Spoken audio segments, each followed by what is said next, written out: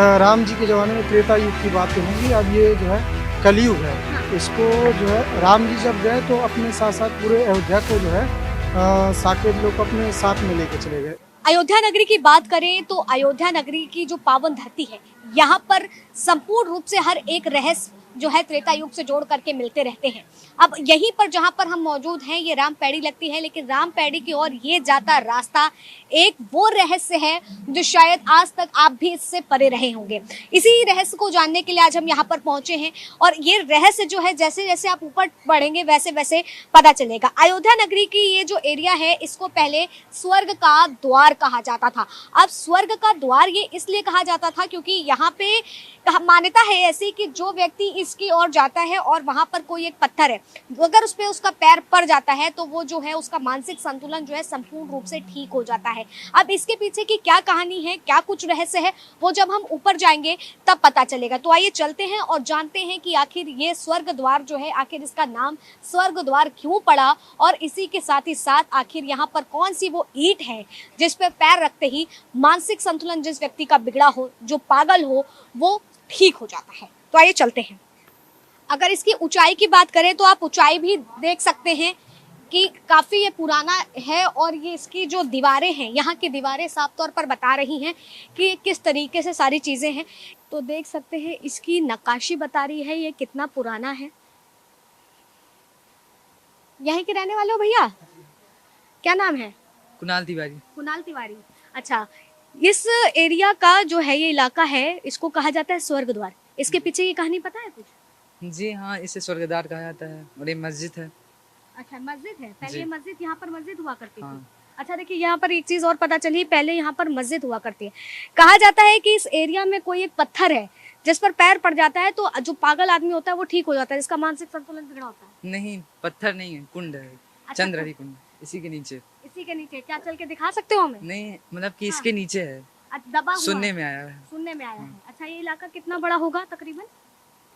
अंदाज नहीं लगा सकते। अंदाजा नहीं लगा सकते। तो और भी गलियां हैं यहाँ पर जो स्वर्ग द्वार की ओर जाती हैं। हाँ है। तो आइए और चलते हैं, जानने की कोशिश करते हैं। हमारे साथ दादी माँ भी हैं, हम उनसे भी बातचीत करते हैं। क्या नाम है आपका? सुधा देवी। यही सुधा आयो- मिश्रा। सुधा मिश्रा। हाँ। सुधा जी, ये बताइए जो हम इतना पुराना ये देख रहे हैं, ये इसको स्वर्ग द्वार कहा जाता है अयोध्या नगरी का, इसके पीछे की कुछ कहानी जानती हैं? नहीं कुछ भी नहीं जानती नहीं। है। अयोध्या की नहीं है? हाय न अयोध्या हाँ, के हम जानित नहीं आ नहीं इसके बारे में। जानते। बाबा जाना तो ही है। बाबा लोग जानते हैं, आप नहीं हाँ, जानती। हाँ। चलिए, ये तो नहीं जानती हैं और लोग आ रहे हैं, उनसे भी जानने की कोशिश करते हैं। क्या नाम है आपका? बलराम कुमार बलराम। यहीं के रहने वाले हैं? जी जी। अच्छा, ये जो हम एक इलाका देख रहे हैं इसको स्वर्ग द्वार कहा जाता है और इसके पीछे की क्या कहानी है? इसके पीछे की तो कहानी हमको नहीं पता है। हमारा जन्म स्थान यही हुआ है, जन्म हमारा अच्छा, यही। कहते हैं कि जो इस यहाँ पर कोई पास में कुंड है कि कोई पत्थर है जिस पर पैर पड़ जाता है तो जो जिसका मानसिक संतुलन ठीक नहीं होता वो ठीक हो जाता है। ऐसी कुछ कहानी सुनी है? नहीं नहीं, ऐसी कोई कहानी ही नहीं है, ये बनावटी कहानी है। ये पहले राम जी के ज़माने में त्रेता युग की बातें होंगी। अब ये जो है कलयुग है। हाँ। इसको जो है राम जी जब गए तो अपने साथ साथ पूरे अयोध्या को जो है साकेत लोग अपने साथ में लेके चले गए। इसके बाद में विक्रमादित्य जी की बनाई हुई ये अयोध्या है। इसके बाद में ये मानव निर्मित है। अब ऐसा कुछ नहीं है। यहाँ पर कुछ नहीं, सब अफवाह की बात है। अफवाह बातें हैं। ये हाँ। सब मानव निर्मित है। इस सबको बनाया गया है, महलों का नाम रखा गया है पुराने तत्वों के हिसाब से। स्वर्गद्वार, मुक्ति गली, ये सब ऐसा कुछ नहीं है। ठीक है, आपको क्या पता है? लेकिन जैसे माना जाए तो ये 6 कोस के अंदर ये किसी भी प्राणी, हाँ। कोई अगर जो छोटा से छोटा जीव या बड़ा से बड़ा जीव, हाँ। ये किसी की मृत्यु यहाँ पर होती किसी भी कारणवश, हाँ। तो यहाँ पर इस 6 कोस के अंदर ये कोई व्यक्ति अगर जो वो मरता है तो उसके डायरेक्ट मुक्ति होती है। हाँ। इसीलिए इसका नाम स्वर्ग द्वार है। उसको डायरेक्ट स्वर्ग जाना है, उसके लिए स्वर्ग का रास्ता खुला रहता है।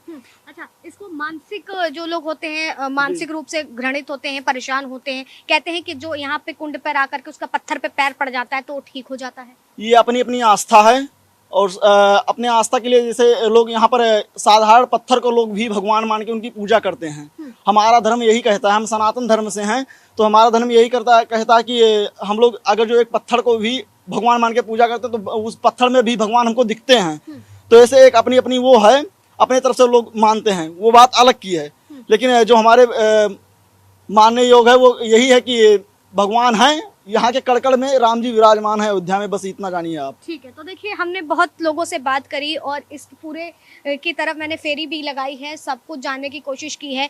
अगर इसकी बात करी जाए, ये काफ़ी पुरानी इमारत बताई जा रही है और देखा जाए इसकी जो इसका बनावट है इस इमारत की, वो संपूर्ण रूप से बता रही है कि आज की नहीं, ना जाने कितने सालों पुरानी है। और जो स्वर्ग द्वार का आपको मैंने वो द्वार दिखाया था, इसको लोग यहाँ पर स्वर्ग द्वार भी कहते हैं। लेकिन तमाम लोगों से बातचीत की, किसी ने बताया कि यहाँ पर मस्जिद हुआ करती थी, तो किसी ने ये बात बताने का प्रयास किया है कि यहाँ पर जो है ऐसी कुछ नहीं, बनावटी बात है, स्वर्ग द्वार कहने का मतलब कुछ और था। तो किसी ने इसको बताया कि ऐसा होता है, किसी ने सच भी बताया, वो उनके हिसाब से जो सच्चाई थी वो बताया।